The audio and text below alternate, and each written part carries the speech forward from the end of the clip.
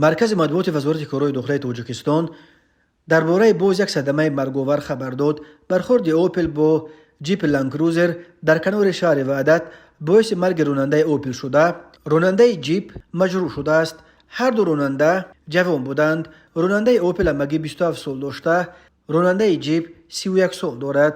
بنا به اطلاع این وزارت صبح 23 نوامبر سال 2023 تقریبا ساعت 9:03 دقیقه راننده ماشین تمغه اوپل سیدوف محمد جان سال تولدش 1996 ساکن نویه واسه هنگام حرکت از سمت شهر دوشنبه به سمت شهر نورک در حدود جماعت دیهات کریم اسماعیلوف در کنار شهر وحدت رعایت قاعده های حرکت راه را تامین نکرده به ماشین جیپ تمغه تویوتا لندکروزر تحت اداره فیضلیف علیشیر سال تولدش 1992 ساکن شهر دوشنبه برخورده است.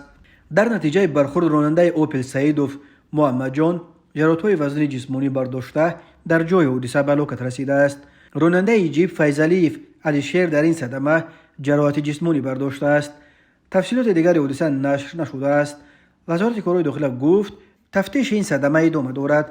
راه‌های تاجیکستان از لحاظ صدمه‌های مرگاورش پرخطر دانسته می‌شوند. هر سال بر اثر صدمه‌ها در راه‌های تاجیکستان تا 400 نفر به هلاکت رسیده، بیش از 1200 تن دیگر معیوب می‌شوند.